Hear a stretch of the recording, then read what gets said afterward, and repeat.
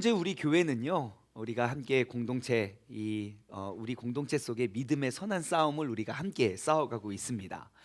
2021년 그 사순절을 맞아서 사순절 기간을 통해서 우리 공동체가 정말 기도로 하나됨을 우리가 또 선포했고 우리가 함께 실천하고 있습니다.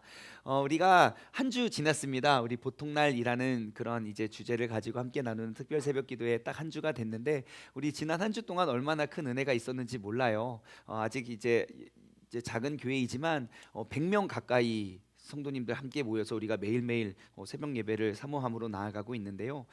제가 이제 이런 생각이 들더라고요. 특세를 하는데 이제 짧은 한 주 특세, 두 주 특세는 별로 티가 나지 않겠지만 이렇게 특세가 40일 이렇게 이어지면 분명히 이 특세에 함께하는 사람들과 함께하지 못한 사람들 사이에는 어느 정도 간격이 이렇게 벌어질 수밖에 없겠구나라는 생각이 들었습니다.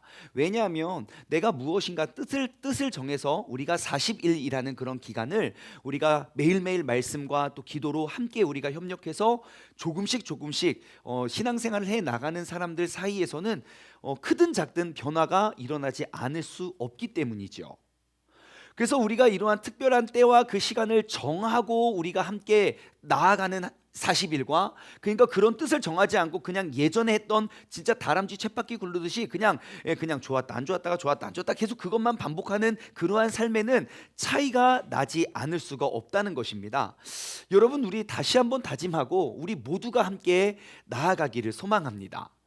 나 혼자서 새벽 예배에 참석하는 것을 목적으로 두지 마십시오.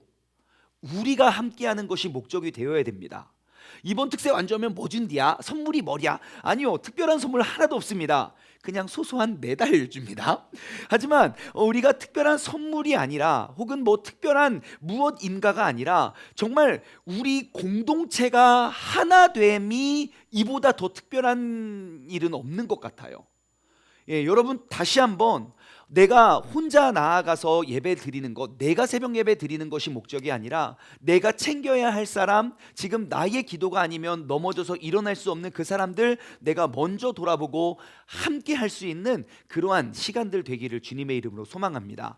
저는 이제 이번 주에 다시 한번 코로나에게 다시 한번 감사를 이렇게 했는데 왜 그랬냐면 보통 이렇게 특세 기간에 우리 아이들이 지금 개강을 맞아서 이제 지방으로 학교를 많이 가요. 예전에는 참 좋은 핑계였습니다.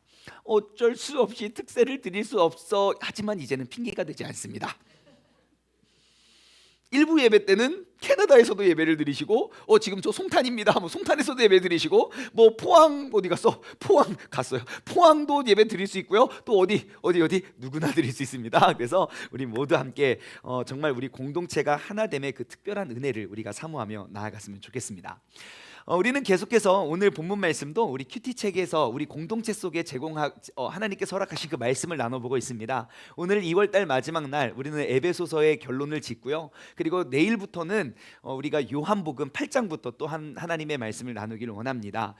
에베소서는 어떠한 책인가? 정말 하나님의 예수 그리스도의 그 은혜의 풍성함을 누릴 수 있음에도 불구하고 그들이 하나 되지 못함과 하나님이 우리를 지으신 목적을 알지 못하고 깨닫지 못함에 의해서 그리스도의 풍성한 은혜를 나누지 못하는 그 에베소 교회 성도들에게 바울이 권면하는 내용은 이것입니다. 에베소서는 총 6장으로 되어 있고요. 1장부터 3장까지 그리고 4장부터 6장까지 전반부와 후반부가 너무너무 명확히 쫙 갈려져 있습니다. 전반부는 과연 하나님은 어떠한 분이신지, 그리고 하나님은 어떠한 계획을 가지고 계시고 어떠한 일들을 행하셨고 앞으로 이루어 가실지에 대한 바울의 시선은 하나님께 딱 고정되어 있었다면 4장부터 6장까지는 그 시선이 이제 사람들에게 딱 돌려오고 그 시선이 가장 먼저 머물렀던 것은 그 교회 공동체였음을 우리는 알 수 있습니다. 그래서 그 에베소 교회가 하나됨을 우리가 힘써 지키는 것이 그리스도의 은혜의 풍성함을 누릴 수 있는 가장 첫 걸음이라는 것 또한 나눠보았습니다. 그래서 실질적으로 우리가 어떻게 신앙생활을 해야 될지에 대한 가장 명확한 대안을 4장부터 6장까지 쭉 설명해 주고 오늘 본문 말씀은 사도 바울이 그 에베소 교회 공동체에게 마지막으로 권면하고 부탁하는 그러한 결론 부분입니다. 사도 바울은요, 풍성한 은혜를 누릴 수 있음에도 불구하고 그 은혜를 누리지 못하는 에베소 교회 성도들에게 마지막으로 권합니다. 마지막. 항상 그렇듯이 마지막이 중요합니다. 그렇죠? 예, 아무리 경기를 이기고 있다가도 9회 말 투아웃의 역전을 당하면 꽝입니다. 예, 아무리 내가 90분까지 축구 경기를 보다가도 오늘 이겼네 하고 TV를 껐는데 연장전에 3골을 몰아넣었던 게 옛날에 그 차붐의 신드롬 아니겠습니까? 예, 그 짧은 몇 분 동안 아무튼 몇 골 넣어가지고 그렇습니다. 그래서 그리고 우리의 인생의 맨 마지막 권면은 정말 중요합니다. 예, 우리 유언도 그러한 의미이죠. 내가 이 세상을 다 살고 마지막 남기는 그 말. 그래서 그 땅을 누가 대준다고요? 그 땅은 마지막을 듣지 못하면 안 됩니다. 자, 그래서 사도 바울이 마지막으로 권면하고 있는 그 10절에서 20절 말씀의 핵심은 2가지입니다. 사도 바울은 2가지를 이야기하고 있는데요. 큰 주제는 영적 싸움에서 승리하는 방법을 이야기하고 있습니다. 내가 그럼 어떻게 하면 그 영적 싸움에 승리하고 있는가? 영적 싸움에서 능히 승리할 수 있는 2가지 방법. 첫 번째는 뭐냐면요, 하나님의 전신갑주를 입으라는 거예요. 우리가 이 세상과 그 악한 그 마귀들과 우리가 능히 싸워서 이길 수 있는 방법은 하나님의 전신갑주를 입으라는 것. 그리고 2번째, 힘깨어 기도하라는 거예요. 너희가 힘써 기도하라. 하나님의 전신갑주를 입는 것, 깨어 기도하는 것이 바로 영적 싸움에서 승리할 수 있는 방법이라고 10절에서 20절까지는 이야기하고 있습니다. 조금만 더 구체적으로 들어가면요, 하나님의 전신갑주를 입어야 하는 이유가 기록되어 있는데요, 그 첫 번째 이유는 10절에 기록되어 있습니다. 말씀 10절에 보면 우리가 영적으로 더욱더 강건해지기 위해서 우리는 하나님의 전신갑주를 입어야 돼요.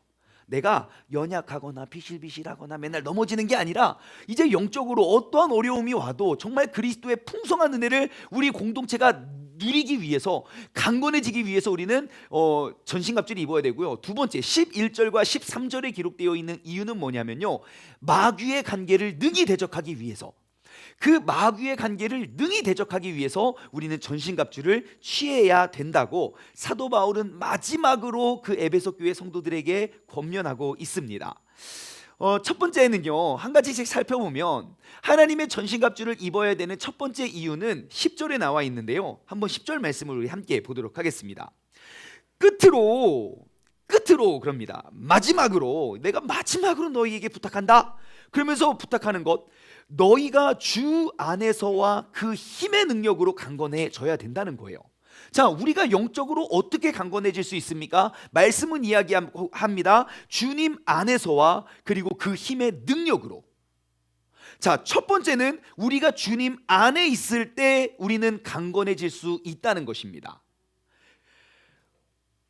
주님 안에 있다는 건 이게 아멘이긴 한데, 여러분 주님 한번 물어볼까요? 여러분 주님 안에 계십니까? 주님은 어디 계십니까? 그럼 내 안에는 누가 그럼 내 안에 주님이 계시는 겁니까? 주님 안에 내가 계시는 겁니까? 거가요? 여러분 내 안에는 주님만 계십니까? 딴 놈도 있습니까? 우린 알고 있잖아요. 내 속엔 내가 너무도 많아서. 여러분 내 속엔 얼마나 많은 데가 있습니까? 그 중에 한 분이 주님만이에요. 근데 그 주님은 이 교회 건물 아니면 우리 이렇게 찾아뵙기가 어렵잖아요. 예? 분명히 주님은 내 안에 계시는데 그 주님을 찾아보기가 너무 어렵다는 거예요.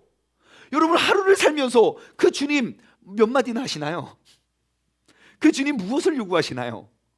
아니에요. 사도 바울은 권면하고 있습니다. 주님 안에 거할 때 우리는 강건해질 수 있다는 거예요.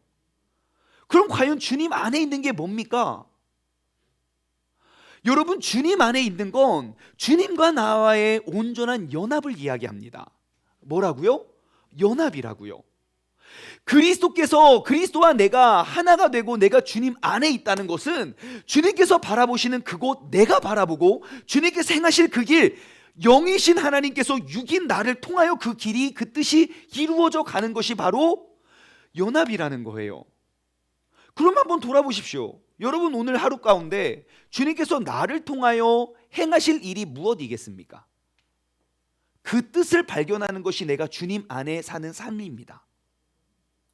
내가 아무리 주님 안에 있다고 이야기하고 주님이 내 안에 있다고 이야기하지만 주님이 나를 통하여 행하시고자 하시는 뜻을 내가 발견하지 못하면, 주님께서 바라보는 것이 무엇이고 주님의 시선이 어디서 머물러 있고 무엇 때문에 마음 아파하시고 무엇 때문에 기뻐하시는지 우리가 알지 못하면 우리는 주님과 연합했다고 말할 수가 없는 겁니다. 여러분, 부부가 하나 되는 건 뭡니까? 부부의 연합을 말해요. 부부의 연합은 무엇을 말합니까? 너밖에 없어. 왜 이렇게 예쁜 거야? 싸웁니다. 얼굴 금방 변해요. 예, 결혼만 하니까 얼굴이 금방 변하지 않습니까? 여기선 대답을 할 수가 없겠죠. 자, 아니요. 서로를 바라보면 싸워요. 부부의 연합은 무엇입니까? 서로가 한 곳을 바라보는 거예요. 그래서 사도 바울은 우리가 지난 금요일날 본문 말씀이었죠. 우리가 부부가 연합할 수 있는 건 무엇입니까? 아내는 남편에게 복종하는 것이고 남편은 아내를 사랑할 때 제발 자신을 사랑하는 것처럼 아내를 사랑하라고 2번이나 반복하고 있어요. 한번 여쭤볼까요? 우리 아내분들만 대답해 보십시오. 내 남편이 정말 내 속 마음을 잘 헤아리고 나의 마음을 잘 이렇게 내 마음의 고민을 공유하고 있다. 내 남편이 나를 너무너무 잘 이해하고 있다. 왜 손이 안 올라가는 줄 아십니까? 남자는 자기만 사랑해서 그래요. 왜 아내의 마음이 공감이 되지 않는 줄 아십니까? 내 마음이 너무 중요해서 그래요. 항상 남자도 할 말이 많아요. 도대체 내가 뭘 해주길 바라느냐? 너의 마음이 다른 데 가 있으니까 그 사람의 마음이 보여지지 않는 거예요. 내가 이것도 해줬다 저것도 해줬다 내가 다 해줬는데 왜 자꾸 삐치냐? 남자는 그렇게 생각할 수 있지만 여자는 그래요. 제발 당신이 해주고 싶은 거 말고 내가 원하는 그거 한 가지만 해주면 돼. 왜 소통이 안 됩니까? 서로 다른 곳을 바라보고 있기 때문입니다. 여러분, 우리가 그리스도와의 연합, 그것은 내가 주님 안에 거하는 것이에요. 내가 주님 안에 거할 때 나는 강건해질 수 있는 사람이 되는 거예요. 내가 강건해질 수 있기 위해서는 주님께서 바라보시는 것 내가 바라보고 주님께서 원하시는 것 내가 대신해서 행하고 나아가는 것이 바로 우리의 믿음 생활이 되어야 된다는 사실을 기억하시기 바랍니다. 한번 점검해 보십시오. 하나님이 오늘 나에게 왜 새로운 날을 주셨을까? 나는 이 날에 대한 거저받은 이 복된 날에 대한 내가 지불한 것이 하나도 없는데 24시간 공짜로 얻었잖아요. 호흡 우리가 공짜로 하잖아요. 그럼 하나님은 나에게 왜 이 날을 허락해 주셨을까? 썩어져가는 구습을 따르는 옛 사람, 세상의 물질과 명예만을 위해서 24시간을 쓰라고 나에게 허락하셨을까? 하나님은 나와 연합하여 과연 그것만 원하실까? 아니면 하나님께서 오늘 나를 통하여 행하시고자 하시는 일이 무엇일까? 여러분, 그 주님이 바라보시는 곳을 바라보는 것이 바로 주님 안에 거하는 주님과 나와의 연합된 삶임을 기억하시기 바랍니다. 우리 그리스도인들은 주님 안에 거할 때 강건해질 수 있는 것입니다. 다시 10절로 돌아가면요, 끝으로 너희가 주 안에서와 그 힘의 능력으로 강건해진다고 합니다. 우리가 강건해질 수 있는 이유는요, 내 힘의 능력이 크고 많아서가 아닙니다. 주님의 그분의 그 힘의 능력으로, 주님 안에서와 그 힘의 능력으로 우리는 강건해질 수 있다고 합니다. 여러분, 어떻게 마귀와 싸우면 능히 대적할 수 있으시죠? 원래 이 타이밍에 아멘 나야 되는 거 아닙니까? 그럼 우리가 그 마귀랑 싸워서 자신 있게 난 이길 수 있습니다. 어려운 이유가 무엇입니까? 간단합니다. 내가 주님과 연합되지 않아서 그래요. 내가 주님 안에 거하면, 내 시선 가운데 항상 주님이 곁에 계시면 아무리 큰 어려움과 유혹이 와도 우리는 그 주님의 시선이 느껴지는 한 우리는 두려워할 이유가 없습니다. 내가 왜 자꾸 마귀가 힘들고 어려운지 아십니까? 주님이 안 보여서 그래요. 우리 자녀들이 언제 죄악을 이렇게 범죄가 시작됩니까? 언제 게임에 중독됩니까? 부모님의 시선이 있는 한 절대 게임에 중독될 수 없습니다. 엄마 안 바쁘세요? 엄마 어디 안 가세요? 예, 항상 저도 저희 부모님이 어딘가를 가시기를 간절히 기도하면서 주님께 늘 구했던 그런 어린 시절을 보냈죠. 여러분, 우리가 마귀를 능히 대적하기 위해서 우리가 알아야 될 건 무엇입니까? 10절 말씀은 이야기해요. 주님 안에서와 그 힘의 능력으로. 여러분, 하나님이 내게 베풀어 주신 그 힘의 능력, 여러분, 하나님은 나에게 어떠한 능력을 주셨는지 알고 계십니까? 여러분, 그 능력이 무엇인지를 알아야 내가 능히 대적하지요. 나에게는 어떠한 능력과 어떠한 은사를 허락하셨는지 여러분, 우리가 돌아보았으면 좋겠어요. 한번 생각해 볼까요? 제가 중학교 때인 것 같네요. 초등학교 때, 중학교 때 저는 주일날 예배를 잘 드리고, 이제 그 이후 시간에 부모님은 교회에 오랫동안 머물러 계셨기 때문에, 그리고 여러분 아시겠지만 교회에서 많은 봉사를 하시는 분의 자녀들은 항상 교회에서 많은 시간을 보내야만 합니다. 그래서 우리 모든 이제 아이들이 같이 이제 예배를 잘 드리고, 우리가 못 나눈 교제를 우리는 항상 오락실에 가서 네, 많은 교제와 많은 친교를 함께 나눴죠. 정말 신기해요. 예배 때는 다 각자 다르게 예배드리고 서로 친하지도 않았는데, 그곳에 가면 항상 모두가 함께 모여서 함께 연합을 이루었습니다. 하루는 우리 자녀들 막 뭐 게임한다고 걱정하지 마십시오. 계속 말씀을 먹이면 때가 되면 하나님께서 이렇게 목사로 부를 수도 있으니까 전혀 걱정하지 마시고 마음껏 예배 시간에 마음껏 게임에 계속 한번 시켜보십시오. 그럼 하나님이 택해서 부르실 줄 믿습니다. 자, 아무튼 그래서 가서 했어요. 열심히 게임을 했습니다. 열심히 게임을 했는데 게임이 잘 되는 날이 있고 안 되는 날이 있잖아요. 그래서 그날은 너무너무 게임이 잘 되는 거. 그래서 너무너무 게임을 열심히 하고, 또 정말 충만한 은혜, 내가 예배 시간에 감춰두었던 나의 열정을 오락실에서 다 쏟아 부었기 때문에 게임을 너무 잘하고 딱 나오는데 낌새가 이상한 거예요.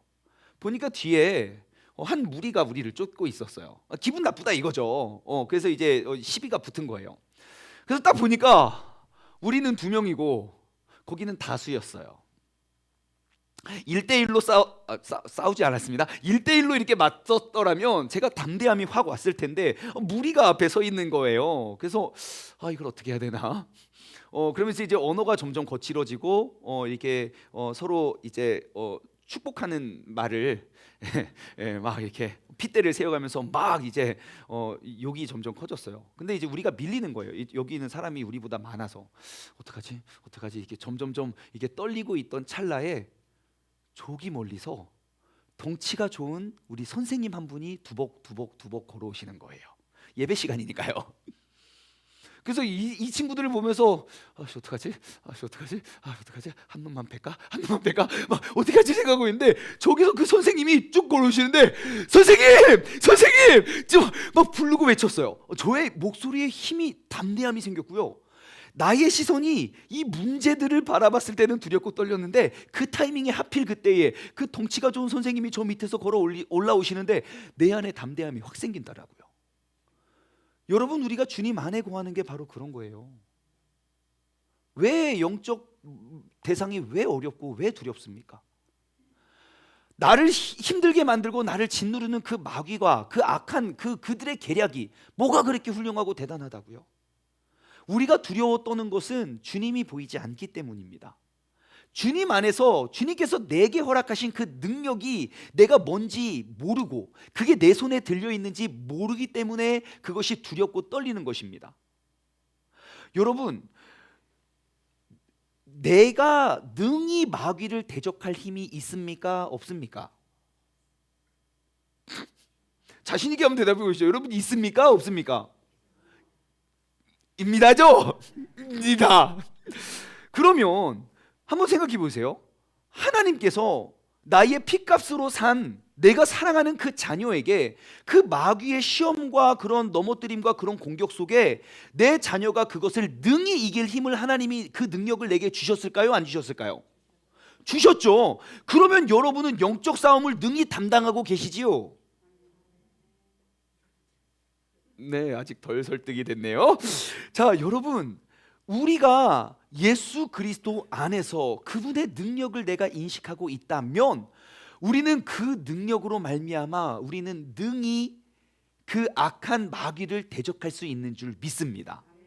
예수 그리스도 안에 머물러 있다면 내게 그 악한 것들을 능히 대적할 수 있는, 넉넉히 이길 수 있는 힘이 이미 나에게 주어졌다는 사실을 발견하게 될 것입니다.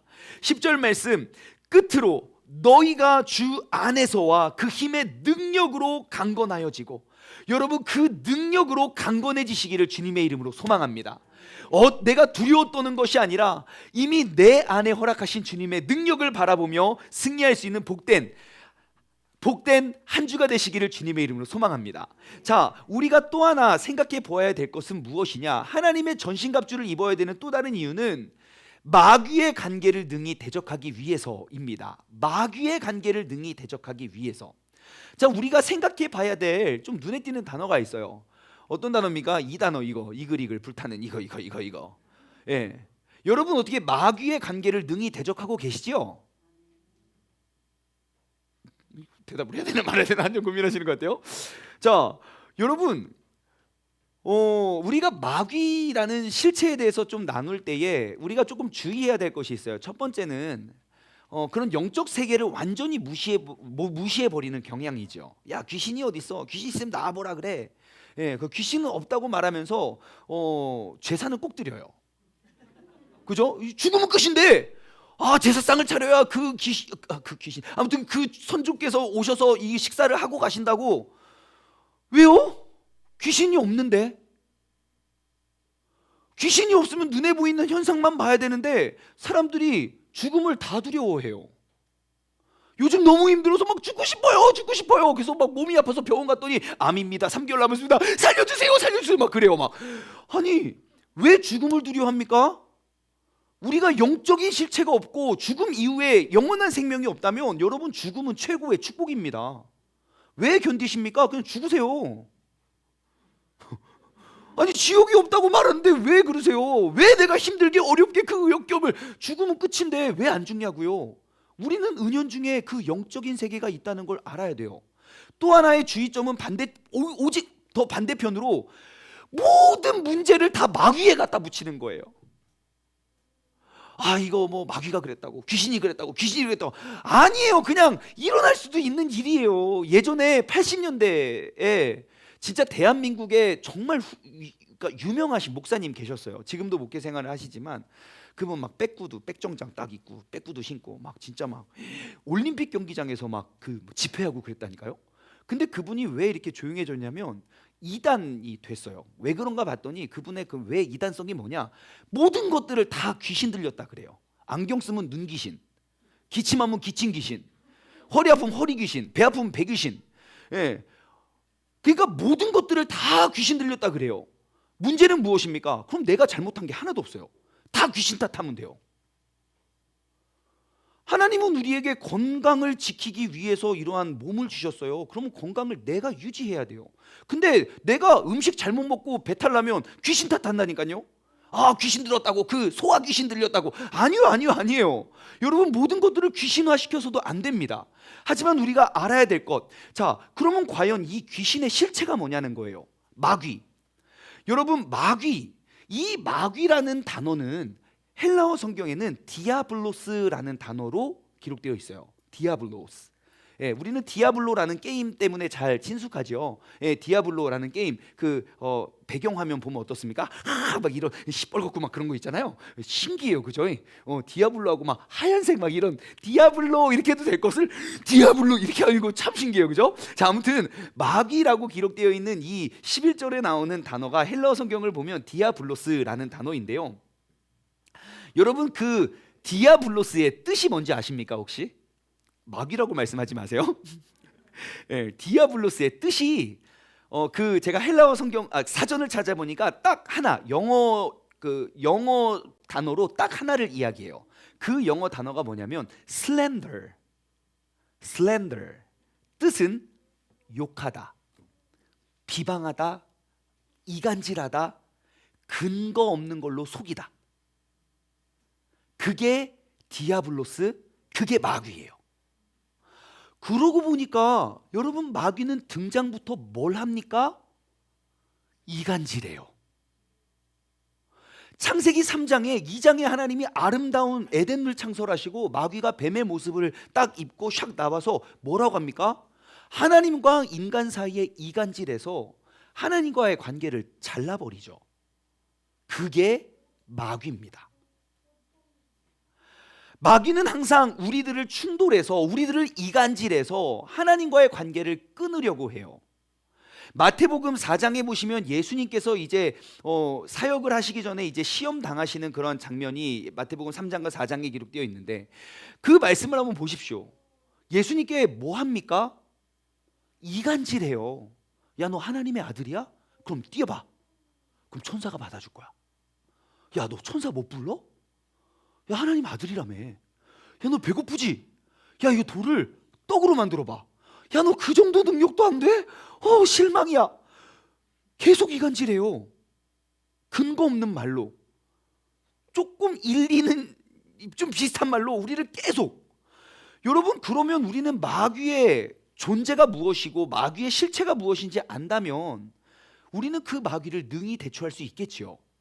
자, 그렇다면 여러분, 마귀가 하는 일, 그 마귀의 이름은 이간질하고 속이고 욕하고 막 이렇게 해서 파헤치는 거예요. 그렇다면 마귀, 그 사단이 가장 치열한 전쟁터, 싸우는 전쟁터는 어디가 되겠습니까? 공동체가 되겠죠. 마귀의 사명은 그 공동체를 파헤치는 거니까요. 마귀의 전쟁터는 공동체일 거예요. 그것이 가족 공동체일 수 있고요. 그것이 우리의 신앙 공동체일 수 있을 거예요. 근데 마귀가 제일 타겟을 딱 잡고 가장 해치길 원하는 그러한 공동체는 어딘 줄 아십니까? 바로 신앙 공동체예요. 교회라고요. 왜일까요? 교회는 그리스도가 머리 되시는 지체이기 때문입니다. 교회가 곧 예수 그리스도이기 때문에 교회를 무너뜨리는 것은 예수님의 손발을 잘라내는 것과 똑같아요. 마귀는 예수님을 대적할 수가 없습니다. 우리가 이 마귀의 실체에 대해서 잘 모르기 때문에 마귀 너무 무서워가지고 우리가 그러고 있지. 여러분, 마귀는 속이는 자라니까요. 그러면 간단해요. 안 속으면 돼요. 예수님과 마귀와 싸워서 마귀는 능히 예수님과 싸움의 대상이 아닙니다. 그냥 옆에 왔다가 한 소리 듣고 깨갱하고 떠나는 게 마귀예요.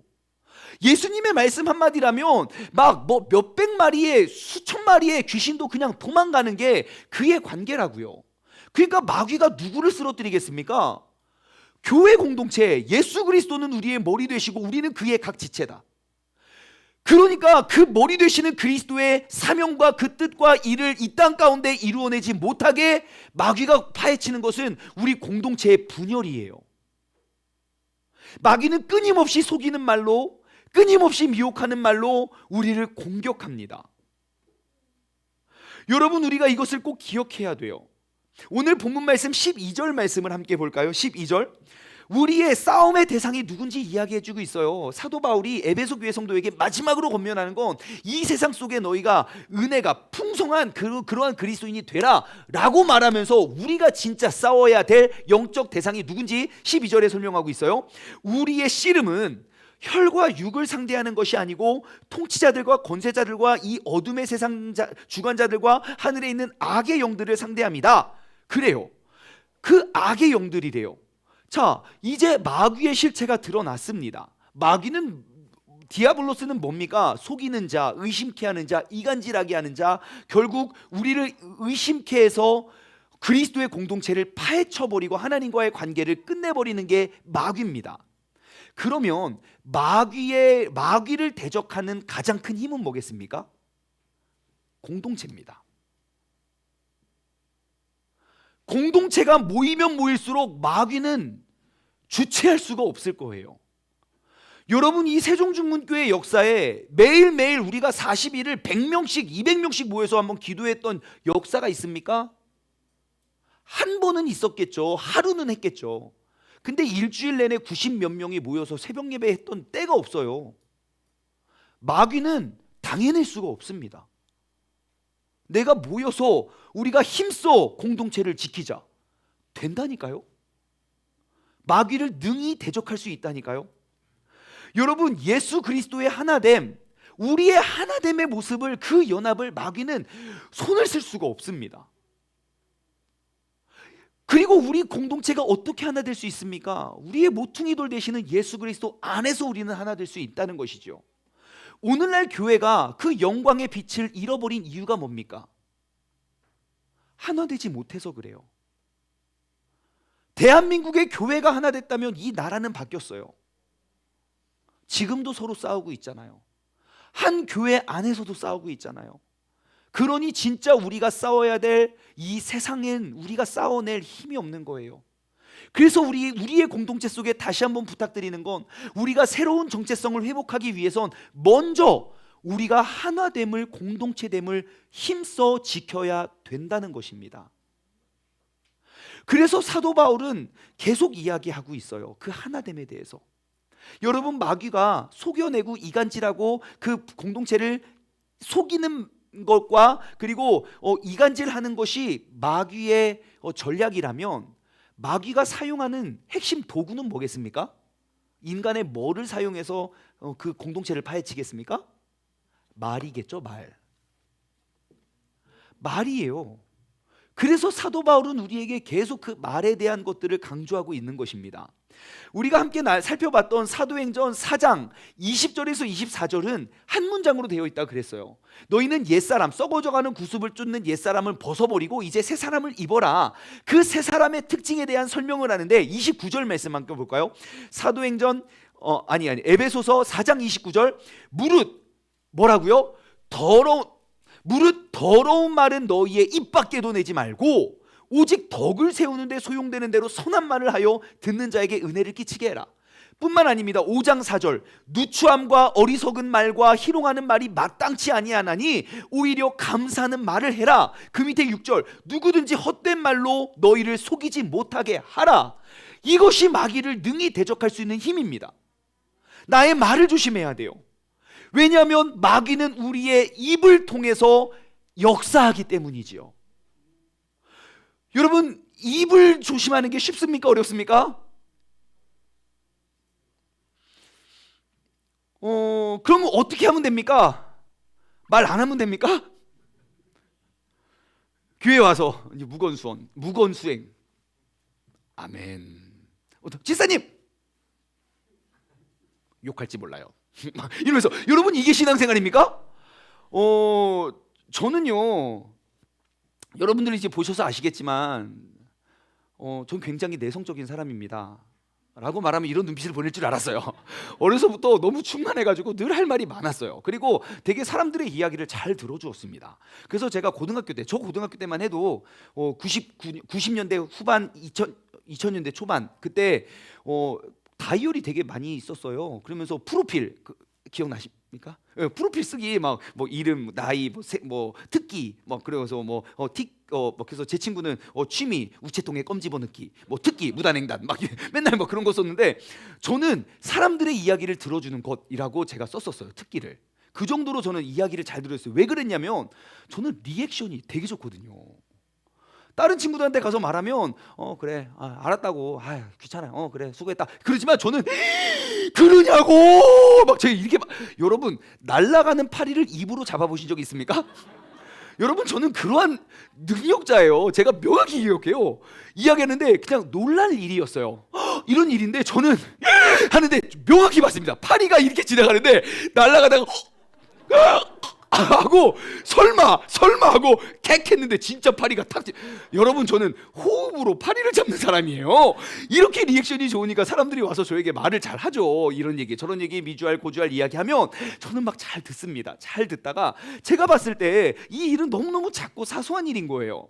그래서 제가 이제 많은 사람들과 그 내용을 공유했죠. 야, 얘가 얘 좋아했대 막 이래요. 그러면 얘는 엄청나게 큰 상처인 거예요. 왜냐하면 저희 학교는, 제가 고등학교 때는 한 학년에 40명, 그러니까 한 반에 20명씩 두 반이 있었어요. 그리고 제가 1회였어요. 전교생이 40명이에요. 근데 전교생에 저는 그냥 얘가 얘 좋아하는구나, 그래서 웃기잖아요. 그래서 얘가 얘 좋아하는데 40명이 다 알게 됐어요. 그러면서 얘는 다시는 내가 저 인간에게 말을 하지 않겠다고 막 그러면서 나는 되게 즐거운 일인데 내일 아니라고 막 말하고 전하고 다니니까 사람들이 저를 좋아할까요? 싫어할까요? 엄청난 핍박과 시험과 연단을 저는 겪게 됩니다. 이러한 실수를 그 친구에게만 했을까요? 더러 종종 했을까요? 뭐 이렇게 믿음과 확신을 가지고 나누세요? 맞아요. 실수가 잦아지는 거예요. 그러면서 제가 고등학교 1학년 때 정말 결단했습니다. 말을 하지 말아야겠다. 정말 1년에 20번도 더 결단했어요. 왜냐면 하도 내가 실수를 많이 하고 하도 사람들이 나한테 상처받았다고 하니까. 그래서 정말 여러분 기숙사 생활이 왜 어렵냐면 저희 학교는 한 방에 10명씩 썼어요. 그 기숙사 생활이 아니라 거의 수용소 생활을 지금도 군대에서도 2층 침대에서 자지만 우리는 그냥 한 방에 바닥 깔아놓고 10명씩 살았는데 학교에서 아이들 만나고 안녕하고 헤어지고 학교에서 만나고 안녕하고 헤어지면 친구 관계가 오래 유지가 돼요. 근데 한번 생각해 보십시오. 여러분들이 엄마 아빠에게 하듯 친구한테 해보십시오. 친구 다 떠나갑니다. 그죠? 왜냐하면 내가 속을 터널 수 있는 사람과 그냥 내가 만들어서 하는. 근데 그 전국에서 충만한 사람들 40명을 모아놓고 함께 신앙생활 아니죠.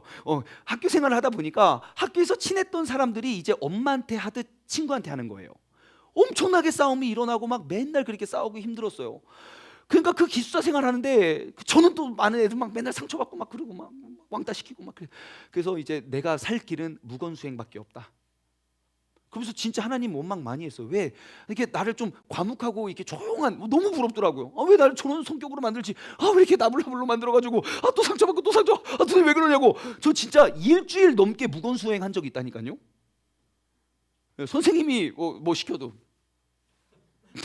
진짜 저 진짜 막 그 정도로 심각했어요. 지금 다 지나서 웃으면서 이야기하지.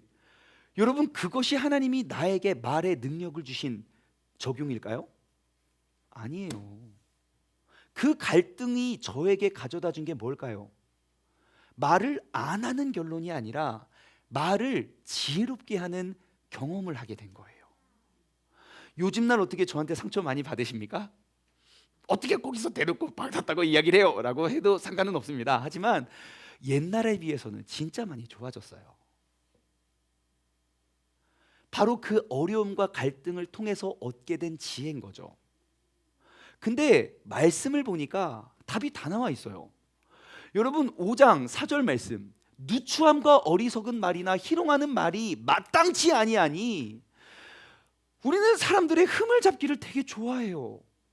칭찬하라고 하면 할 말이 없어요. 아니요. 우리가 마귀의 전략이 우리의 입을 통해서 그 공동체를 파헤치고 이간질하고 욕하는 게 마귀라면, 우리가 이간질하는 것보다 칭찬하는 것, 오히려 감사하는 말을 하는 것이 우리가 마귀를 능히 대적하는 능력입니다. 내 안에 올라오는 분노, 여러분 분노가 올라올 때 감사 한번 해보시라니까요. 그러면 진짜 감사하게 됩니다. 분노가 잡힌다니까요. 사람들이 막 예를 들어 내가 아끼는 꿀이 있는데 누가 와서 반절이나 퍼먹었어요. 그럼 우리의 입에서 뭔 말이 나갑니까? 누구냐고! 언놈이냐고! 내 자식이에요. 어떻게 아유 잘했다 칭찬합니까? 왜 이거 아빠 거에 손대냐고! 이거 내가 아끼는 거 모르냐고! 우리는 자식한테도 막 그러잖아요. 예? 근데 하물며 그 아끼는 꿀단지를 원수가 먹었다고 칩시다. 뭐라고 하겠습니까? 다시는 이 사람하고 말 안 섞죠? 아니요. 뭐라고 해야 돼요? 감사해요. 당뇨 빨리 걸리겠구만. 주여 감사합니다. 나보다 먼저 이빨이 다 임플란트 많이 받게 해주심에 감사합니다. 여러분 막 이렇게 감사를 한번 해보십시오. 부정적인 말이 아니라 긍정적인 말로.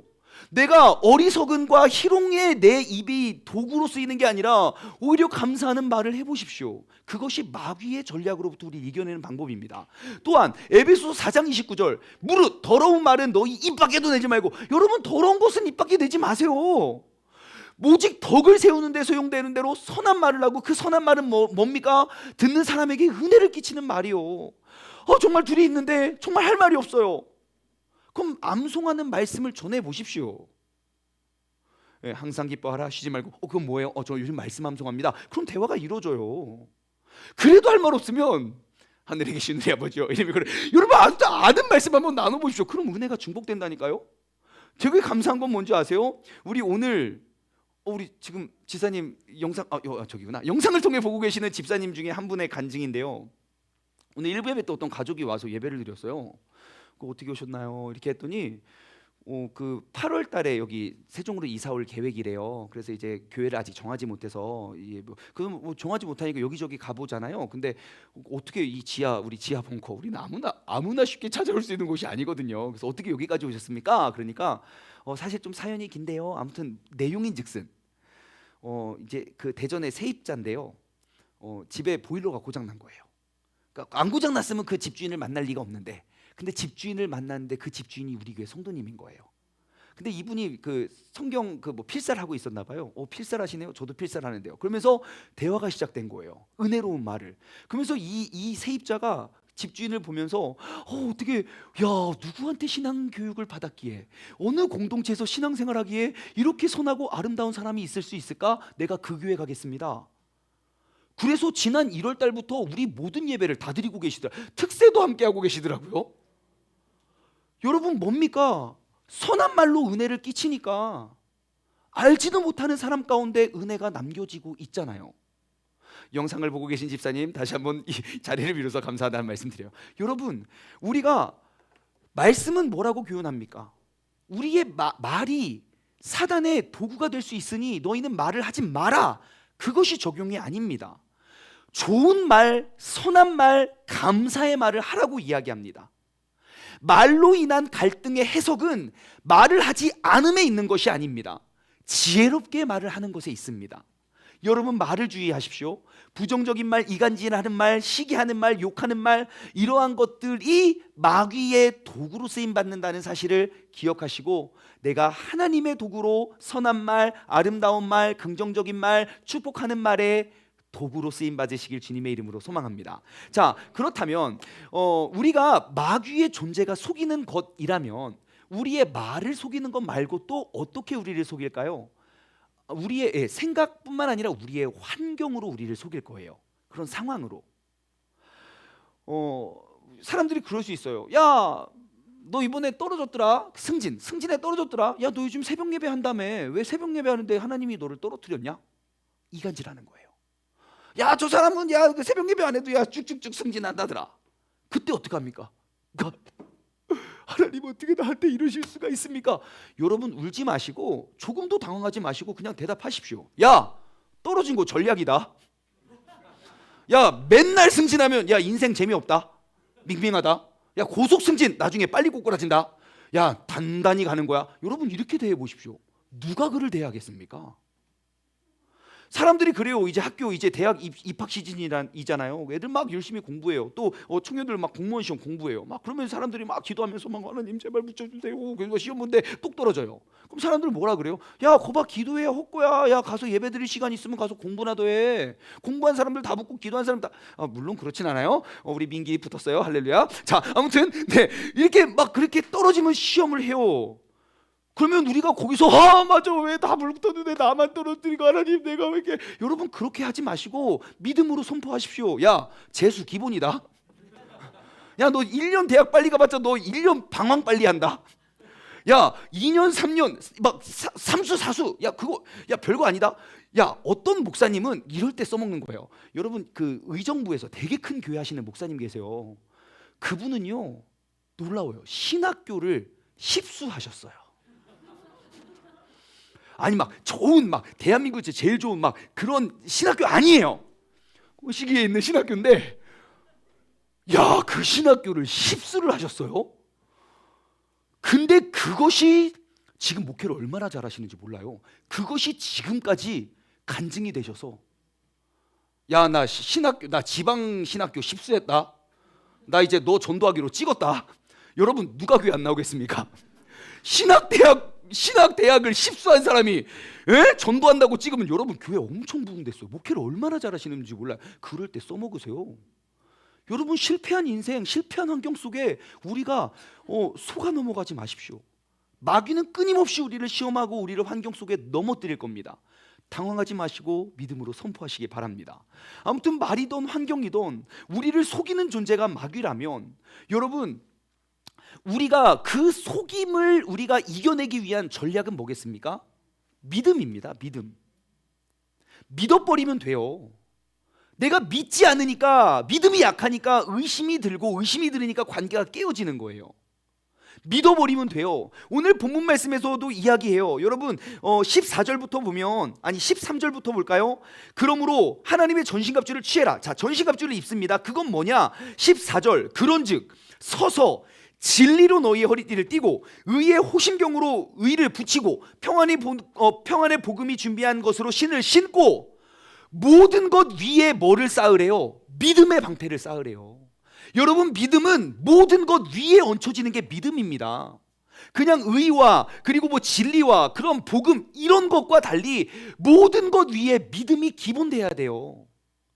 모든 것 위에 믿음을 쌓으시기 바랍니다. 여러분, 믿음은요, 공동체를 이간질하고 파괴하려는 마귀의 전략에 능히 감당할 수 있는 힘이에요. 교회 가운데 성도님들끼리 막 이간질하잖아요. 내가 그 사람 믿어버리면 돼요. 야, 누가 너 거기서 이렇게 욕하고 그 사람이 너 뒤에서 이간질하 너 그러고 다닌대요. 뭐 그런 거 갖고 상처를 받고 그러냐? 야, 나 그 사람 오라 그래. 그 사람 만나서 한번 풀어보십시오. 너 그런 말 했니? 아니? 그럼 우리 역시 난 널 믿어. 여러분, 더 견고해진다니까요. 여러분, 우리 인생에 있어서 가장 믿고 의지하는 사람들이 누굽니까? 가족들이에요. 그래서 나온 말이 피는 물보다 진하다는 거예요. 왜 피가 물보다 진한 줄 아십니까? 고우나 미우나 싸우나 뭐 칭찬하나 그래도 같은 집에 살기 때문에, 그러니까 진해지는 거예요. 분명히 피가 섞인 가족이지만 멀리 떨어져 있다가 만나면 남미라니까요. 근데 저는, 우리 형제들 있는 분들은 아시겠지만 저는 누나랑 진짜 많이 싸웠어요. 아시잖아요. 일단 저도 목소리가 이렇고 누나도 목소리가 더 큰데 세상에 누나는 아버지 성격이에요. 나는 좀 인자가 있고 자비가 있고 사랑이 있는데 막 무대뽀예요. 그럼 어떻게 되겠습니까? 하루에 진짜 몇 번씩 피 터지게 싸워요. 그러면서 우리는 어떻게 됩니까? 싸움이 우리의 사이를 갈라놓지 못하는 사이가 됩니다. 웬만한 상처받는 말 해도 귀도 눈도 깜빡하지 않습니다. 그 정도는 뭐 상처도 아니죠. 여러분, 이렇게 쌓아가면 돼요.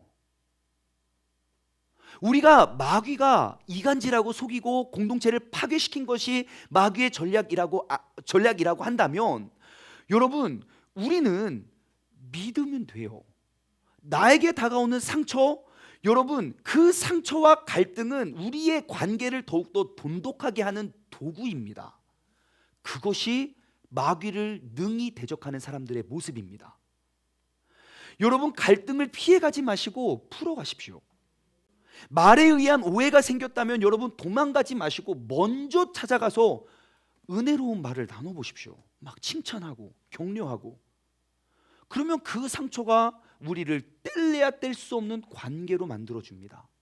그것이 바로 믿음으로 우리가 영적인 마귀를 능히 이길 수 있는 힘입니다. 두 번째는 깨어 기도하래요. 사도 바울이 권면하는 건 무엇입니까? 깨어서 기도하라는 겁니다. 자, 우리가 아무리 하나님의 전신갑주를 갖춘다 해도 내가 완전 무장하고 자고 있으면 뭔 소용입니까? 적군이 언제 어디로 들어오는지 알아야 우리가 대적을 하죠. 우리가 영적으로 깨어 있는 것, 그것은 바로 기도입니다. 우리가 어떻게 하냐면, 예수님께서 공생애를 사시고 마지막으로 잡히시기 전 마지막으로 예수님이 남긴 교훈과 가르침은 뭡니까? 깨어 기도하라는 거예요. 너희는 한시도 나와 같이 깨어 있을 수 없느냐? 세상에 예수님은 단 한 번도 그러한 부탁을 한 적이 없어요. 벌벌벌 떨면서 내가 지금 죽게 생겼다. 베드로야, 나랑 같이 기도하자. 예, 주님. 그리고 자요. 예수님이 한참 기도하시다가 막 가보니까 자고 있어. 야, 일어나. 야, 일어나. 너희는 어찌 한시도 깨어있을 수 없냐? 또 부탁하고 또 가서 기도하세요. 땀방울이 핏방울이 되도록 기도하실 때 얘네들 아니죠. 제자들은 뭐 하고 있습니까? 또 자고 있어요. 결국 어떻게 됩니까? 예수님이 그 시험에 딱 걸렸을 때 예수님은 하나님의 뜻을 붙잡고 담대히 나가지만 곁에 잠자고 있던 제자들은 다 도망갑니다.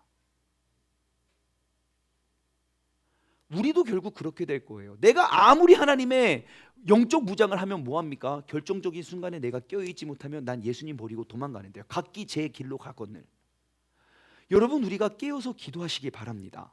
오늘 본문 말씀 18절과 19절, 모든 기도와 간구를 하되 항상 성령 안에서 기도하고, 그러니까 성령님이 원하시는 거, 성령님이 요구하시는 거, 내가 원하는 거 다 말하지, 세상의 욕심을 구하는 게 아니라 성령님과 하나 되어서 주님 안에서 성령님이 원하시는 걸 기도하고 이를 위하여 깨어 구하기를 항상 힘쓰며, 여러 성도를 위하여 구하라, 또 나를 위하여 구할 것은 그래요. 자, 기도의 우선순위를 정해주고 있습니다. 사도 바울이 기도하는 우선순위는 누구입니까? 모든 여러 성도를 위해 먼저 구하고 그 다음에 나를 위해서 기도하라는 거예요. 여러분, 우리의 기도, 우리의 중보의 우선순위는 뭡니까? 내 기도 다 하고, 그리고 기도가 길어지면 내 가족 기도 다 하고, 그래도 기도가 길어지면 또 뭐 사촌, 사돈의 팔촌까지 기도 다 하고, 그러고 또 기도가 길어지면 우리 집사님 뭐 요즘 힘드나? 우리 그런 거 아닙니까? 순서가 잘못됐어요. 여러분, 내가 서야 남을 세워줄 수 있을 것 같습니까? 아닙니다. 공동체를 세우면 쓰러진 나를 공동체가 세워줍니다. 내가 살 수 있는 길은 상처 속에 다 연락 끊고 나 혼자 열심히 하나님과 관계 회복해서 공동체에 나아가야지, 절대 안 나간다니까요. 그래서 우리는 먼저 모두를 위해, 공동체를 위해 기도해야 돼요. 설령 내가 무너질지라도 나에게 손 내밀고 내게 긍정적인 말로 나를 끌어줄 수 있는 공동체가 있어야죠. 그러니 내가 그들을 위해 먼저 기도하고, 그것이 나를 살리는 길이에요. 그리고 나의 기도를 구하는 것입니다. 여러분, 이제 영적 싸움에서 승리하는 법 우리는 나눴습니다. 먼저 하나님의 전신갑주를 입으십시오. 마귀는 우리를 상대할 수가 없습니다. 마귀는 항상 우리를 파헤치고 분열하고 조롱하고 의심하고 이간질하는 것이 마귀의 습성임을 안다면 여러분, 능히 이겨내시길 바랍니다. 그리고 이번 한 주 깨어서 기도하십시오. 우리가 깨어 기도함으로 하나님의 놀랍고 위대하신 사명을 감당할 수 있는 신앙의 공동체가 되길 주님의 이름으로 소망합니다. 적용 질문 드립니다. 첫 번째, 내게 있는 능력, 여러분 주 안에서 발견할 수 있는 나에게 주신 능력과 그 은사는 무엇입니까? 저는 잘하는 게 없어요. 아니에요. 내가 하나님을 모르기 때문에 그런 말 하는 거예요. 아마 하나님 앞에서 하나님 왜 나한테 아무것도 안 주셨습니까? 아니요. 야, 너에게 내가 그 악한 마귀를 능히 대적할 수 있는 힘을 다 줬는데 넌 뭐했니? 너의 마음이 힘들었을 때 내가 충분한 위로를 주었고, 그리고 그러한 공동체로 보내주었는데 너는 그때 뭐했니? 여러분, 하나님이 이미 내게 주신 능력, 그 장점과 은사가 무엇인지 돌아보십시오.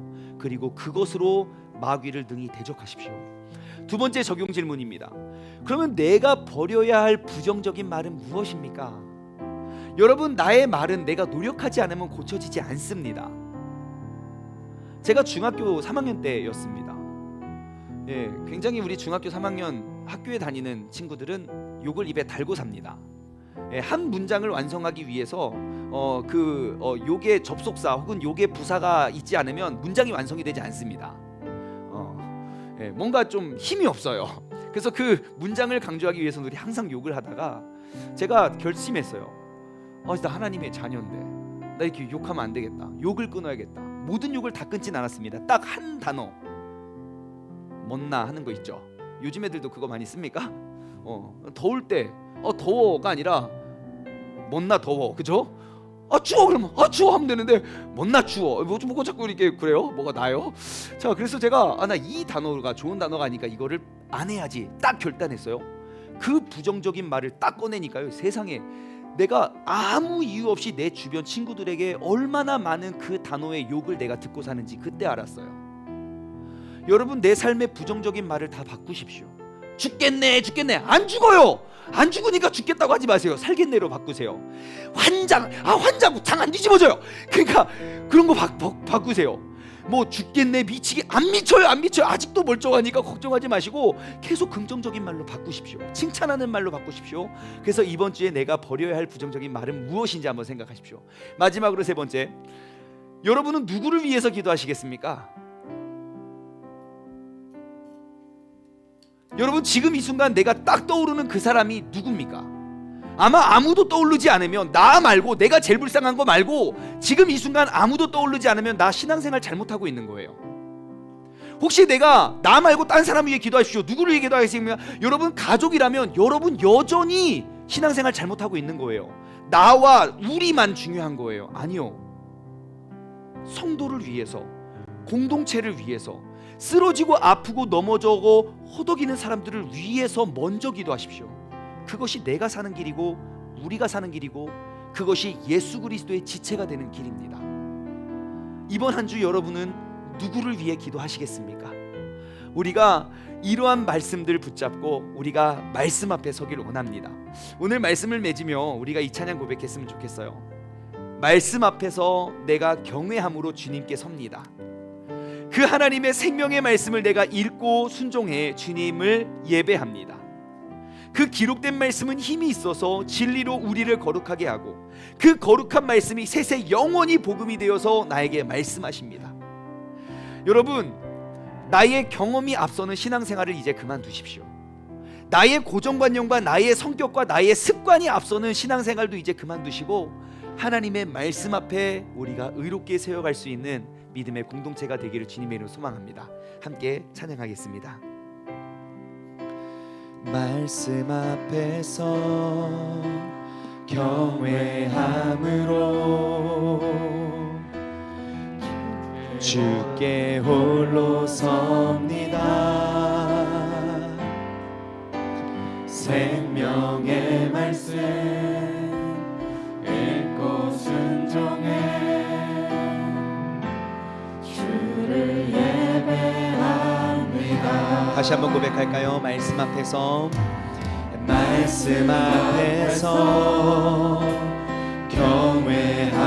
경외함으로 주께 홀로 섭니다. 생명의 말씀 믿고 순종해 주를 예배합니다. 기록된 말씀 힘이 있어서 진리로 우릴 거룩해 하며 거룩한 말씀 세세 영원히 복음이 되어 말씀하시네. 하나님 말씀에 두려워 떠는 자 순종 내 생명을 거는 자 하는 사람 찾으시는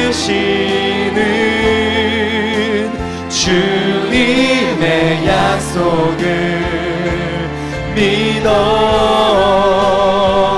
하나님 말씀에 운명을 거는 자 순종하며 주 따라가는 자 영원한 하나님 나라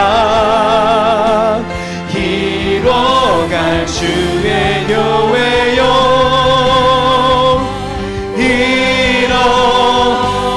일어나라.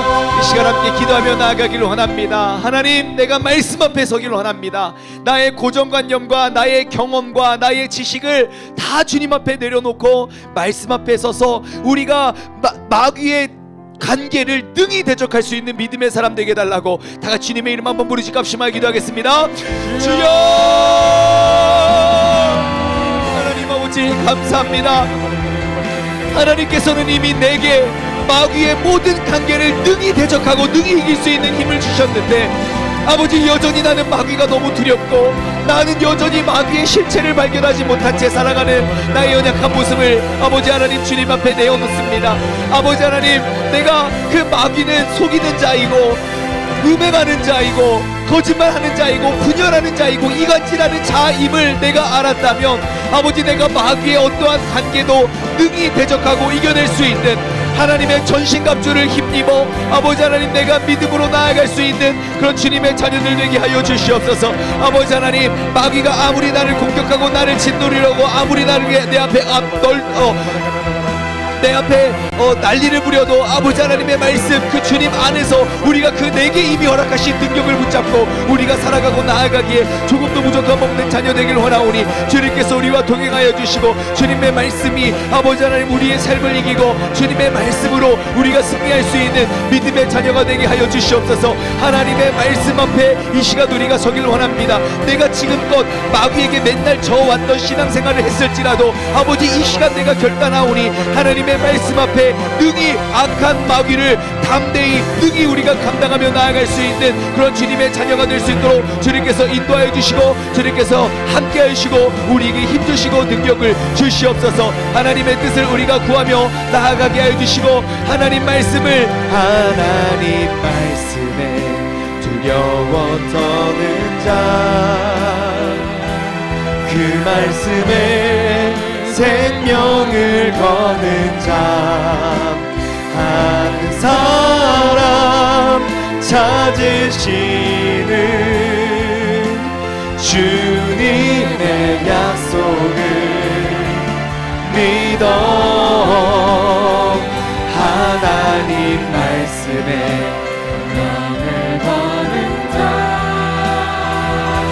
순종하며 주 따라가는 자 영원한 하나님 나라 이뤄간 주의 교회여